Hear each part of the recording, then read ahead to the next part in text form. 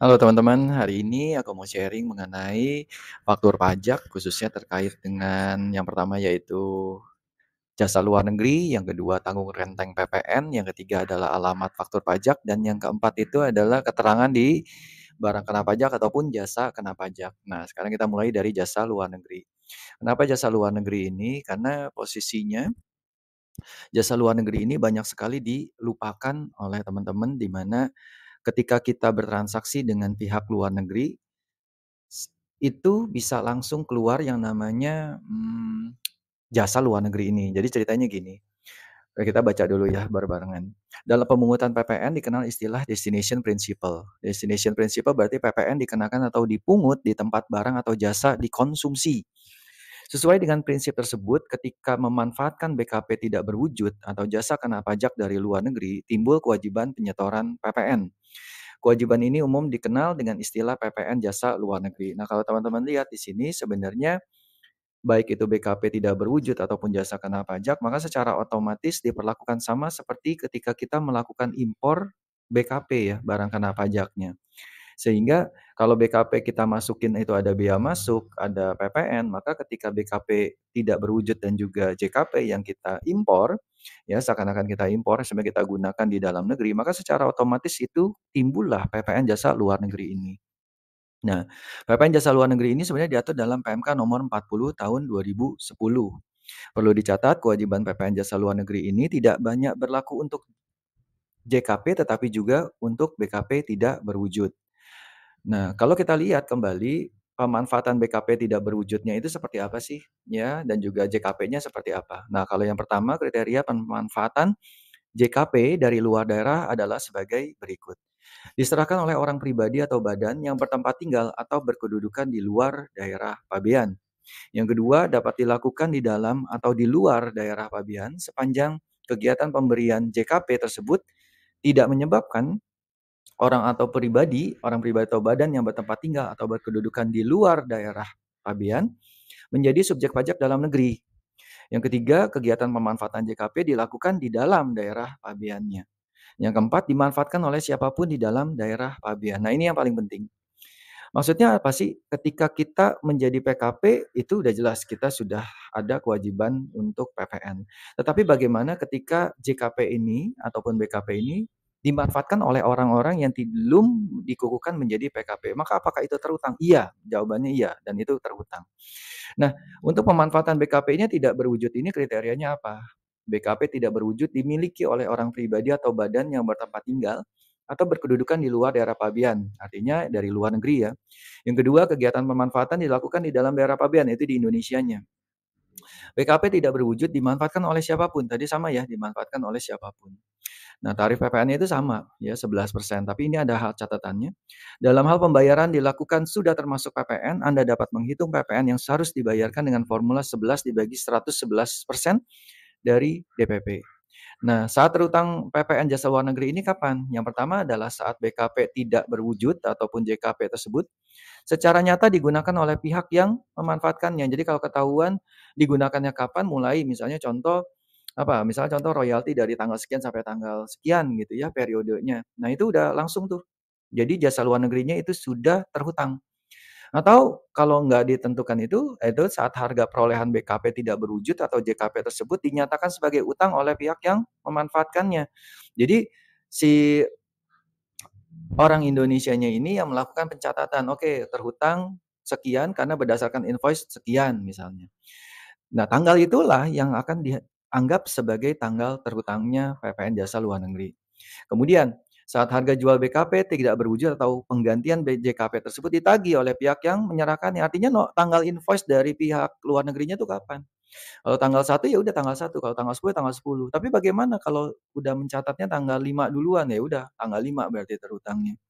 Kemudian saat harga perolehan BKP tidak berwujud atau JKP tersebut dibayar baik sebagian atau seluruhnya oleh pihak yang memanfaatkannya. Kemudian penyetoran dan pengisian jasa SSP PPN jasa luar negeri. Berbeda dengan mekanisme PPN secara umum, PPN jasa luar negeri disetor oleh pihak yang memanfaatkan BKP tidak berwujud atau JKP dari luar daerah pabean. Wajib pajak melakukan penyetoran PPN jasa luar negeri dengan kode akun 411211 Nah, kode setorannya inilah yang membedakan, yaitu 101 untuk BKP tidak berwujud, sedangkan 102 untuk JKP luar negeri. Penyetoran dilakukan paling lama tanggal 15 bulan berikutnya. Penyetoran PPN jasa luar negeri dilakukan menggunakan SSP ya. Ya kalau sekarang kita dengan e-billing saja.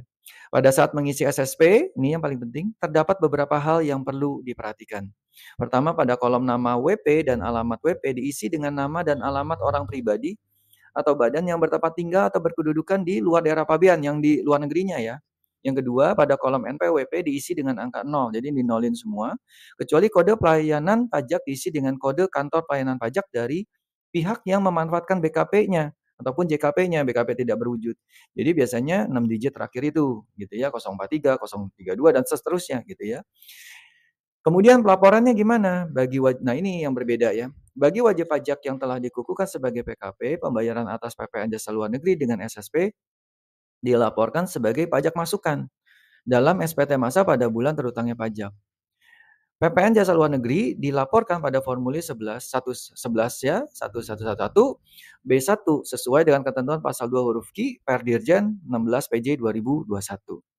SSP PPN jasa luar negeri merupakan dokumen yang dipersamakan dengan faktur pajak sehingga jelas dapat dikreditkan oleh wajib pajak. Bagi wajib pajak yang bukan PKP gimana nih sekarang? Pembayarannya dengan SSP dilaporkan dengan menggunakan SSP lembar ketiga paling lama akhir bulan berikutnya setelah saat terutangnya pajak ke KPP tempat WP terdaftar. Atau jika telah mendapatkan validasi dengan NTPN, maka dianggap telah melaporkan PPN yang terutang sesuai dengan tanggal validasi. Jadi teman-teman harap hati-hati banget. Jadi ketika kita lakukan impor dengan cara seperti itu, ya impor BKP tertentu ataupun JKP bukan berarti kita hanya membayar PPh 26-nya saja ya ataupun sesuai dengan tax treaty.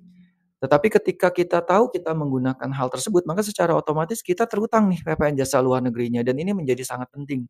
Jadi jangan sampai nanti ketika dicek sama pemeriksa pajak, ternyata ada nilai jasa luar negeri yang belum dibayarkan. Kok mereka bisa tahu? Ya mereka bisa lihat kalau kita laporkan PPh 26-nya ternyata tidak ada PPN jasa luar negerinya, maka itu akan di-matching-kan ya, akan di-matching-kan dengan PPh 26-nya. Cocok nggak nih 11% dari nilai itu? Kalau enggak ya ya sudah itu pasti akan jadi masalah. Ya akhirnya jatuhnya ke mana? Ya kita juga yang bayar. Nah, itu poin yang pertama. Yang kedua adalah aku mau sharing mengenai tanggung renteng PPN. Jadi teman-teman ini mungkin banyak yang sudah tahu ya mengenai tanggung renteng PPN. Jadi intinya ketika si penjualnya tidak bisa ditagih PPN, maka yang dikejar adalah si pembelinya.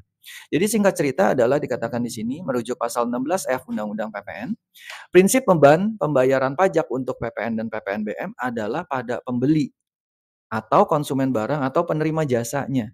Oleh karena itu sudah seharusnya apabila pembeli atau konsumen barang dan penerima jasalah yang bertanggung jawab renteng atas pembayaran pajak yang terutang.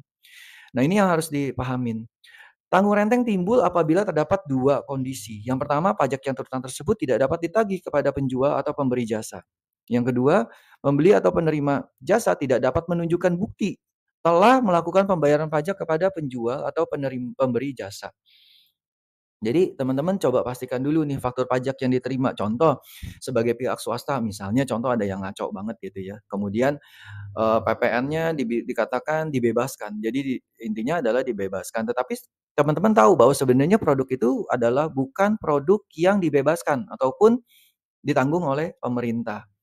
Artinya ketika teman-teman mendapatkan faktur pajak tersebut dan teman-teman tidak membayar PPN-nya, nah inilah yang bisa timbul menjadi tanggung renteng itu. Jadi bukan cuman oke, si penjualnya nggak bisa ditemuin ya, penjualnya nggak bisa ditemuin terus kemudian atau faktur pajaknya seperti apa gitu ya. Akhirnya bukan cuma seperti itu gitu ya. Jadi misalnya kan yang paling banyak zaman dulu itu terkait dengan faktur pajak fiktif. Nah, kalau faktur pajak fiktif udah jelas lah ya, berarti si pembelinya memang yang nakal gitu ya, oknum-oknum pembelinya dan juga penjualnya dan ini juga pasti akan bermasalah. Tetapi bukan hanya terkait dengan faktur pajak fiktif, tetapi juga terkait dengan apa? Yaitu terkait dengan penggunaan kode faktur pajak yang salah yang diterima oleh si pihak pembelinya yang tadi aku bilangin. Jadi teman-teman coba pastiin dulu kode faktur pajak yang diterima oleh teman-teman adalah benar. Nah, ketika teman-teman bilang, "Oke, kita sudah lakukan pembayaran." Tapi pembayarannya misalnya contoh tunai nih, ya itu contoh tunai, kemudian kita nggak bisa nunjukin bukti. Nah, teman-teman masih terhutang itu.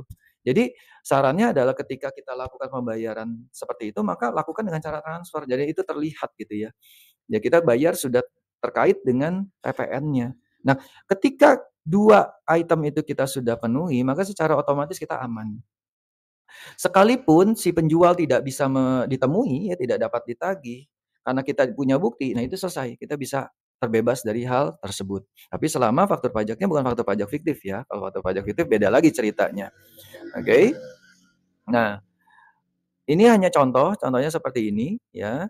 Intinya adalah ketika si PT Jaya Perkasa, yaitu penjualnya tidak menyetor PPN yang terutang dan tidak dapat ditagih, maka si pembelinya juga tidak dapat menunjukkan bukti sah bahwa dia sudah melunasi PPN atas pembeliannya, maka PT si pembelinya lah yang dibebani tanggung jawab secara renteng tersebut. Nah, itu yang harus benar-benar teman-teman harus pahami, jadi jangan sampai ada kesalahan di situ, akhirnya itu teman-teman jadi rugi sesuatu hal yang sebenarnya bukan kesalahan teman-teman gitu ya. Nah itu. Nah, yang ketiga aku mau sharing mengenai alamat faktur pajak. Jadi alamat faktur pajak ini sebenarnya terkait dengan sebentar aku lihat dulu di bagian sini. Intinya adalah bahwa dalam hal nama atau alamat yang tercantum dalam SKT ataupun SPPKP berbeda dengan nama dan alamat yang sebenarnya atau sesungguhnya, wajib pajak harus mengajukan permohonan perubahan data. Artinya gimana sih bahwa si pihak penjualnya harus tetap menuliskan dengan alamat yang sebenarnya, gitu ya. Nah, kalau untuk yang terkait pemusatan dan sebagainya, ya jelas harus ditulis sesuai dengan pemusatannya. Tapi kalau ke kawasan tertentu, ya sudah langsung ke kawasan tertentu itu. Nah, terus kemudian terkait yang terakhir yaitu terkait dengan keterangan di BKP ataupun JKP, khususnya terkait dengan uang muka. Nah, ini aku cuma mau refresh memori lagi aja ya. Nah, ketika kita lihat di bagian lampiran C ini, tata cara pengisian keterangan dalam faktur pajak, maka kita bisa lihat kembali di nomor 4 ya.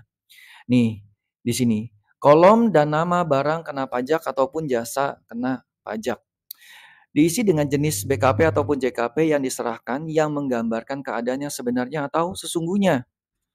Dalam hal diterima uang muka, termin, atau angsuran, kolom ini ditambah dengan keterangan, misalnya ya uang muka, termin, atau angsuran, atas penyerahan BKP atau JKP. Jadi teman-teman lihat ya di sini ya, kolom nama BKP ataupun JKP, bukan di tempat keterangan lainnya. Ya, jadi harus ditulis di dalam nama BKP ataupun JKP-nya. Sekali lagi, kalau diterimanya uang muka, termin, atau angsuran, maka kolom ini ditambah dengan keterangan ya uang muka, termin, atau angsuran tersebut.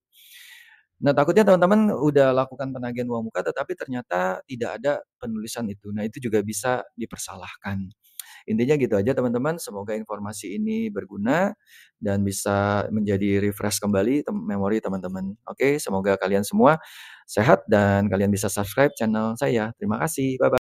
Halo teman-teman, hari ini aku mau sharing mengenai faktur pajak, khususnya terkait dengan yang pertama yaitu jasa luar negeri, yang kedua tanggung renteng PPN, yang ketiga adalah alamat faktur pajak, dan yang keempat itu adalah keterangan di barang kena pajak ataupun jasa kena pajak. Nah, sekarang kita mulai dari jasa luar negeri. Kenapa jasa luar negeri ini? Karena posisinya jasa luar negeri ini banyak sekali dilupakan oleh teman-teman, di mana ketika kita bertransaksi dengan pihak luar negeri, itu bisa langsung keluar yang namanya jasa luar negeri ini. Jadi ceritanya gini. Kita baca dulu ya barengan. Dalam pemungutan PPN dikenal istilah destination principle. Destination principle berarti PPN dikenakan atau dipungut di tempat barang atau jasa dikonsumsi. Sesuai dengan prinsip tersebut, ketika memanfaatkan BKP tidak berwujud atau jasa kena pajak dari luar negeri, timbul kewajiban penyetoran PPN. Kewajiban ini umum dikenal dengan istilah PPN jasa luar negeri. Nah, kalau teman-teman lihat di sini sebenarnya baik itu BKP tidak berwujud ataupun jasa kena pajak, maka secara otomatis diperlakukan sama seperti ketika kita melakukan impor BKP ya, barang kena pajaknya. Sehingga kalau BKP kita masukin itu ada bea masuk, ada PPN, maka ketika BKP tidak berwujud dan juga JKP yang kita impor, ya seakan-akan kita impor sampai kita gunakan di dalam negeri, maka secara otomatis itu timbullah PPN jasa luar negeri ini. Nah, PPN jasa luar negeri ini sebenarnya diatur dalam PMK nomor 40 tahun 2010. Perlu dicatat, kewajiban PPN jasa luar negeri ini tidak banyak berlaku untuk JKP tetapi juga untuk BKP tidak berwujud. Nah, kalau kita lihat kembali pemanfaatan BKP tidak berwujudnya itu seperti apa sih, ya, dan juga JKP-nya seperti apa. Nah, kalau yang pertama kriteria pemanfaatan JKP dari luar daerah adalah sebagai berikut. Diserahkan oleh orang pribadi atau badan yang bertempat tinggal atau berkedudukan di luar daerah pabean. Yang kedua, dapat dilakukan di dalam atau di luar daerah pabean sepanjang kegiatan pemberian JKP tersebut tidak menyebabkan orang pribadi atau badan yang bertempat tinggal atau berkedudukan di luar daerah pabean menjadi subjek pajak dalam negeri. Yang ketiga, kegiatan pemanfaatan JKP dilakukan di dalam daerah pabeannya. Yang keempat, dimanfaatkan oleh siapapun di dalam daerah pabean. Nah, ini yang paling penting. Maksudnya apa sih? Ketika kita menjadi PKP, itu udah jelas kita sudah ada kewajiban untuk PPN.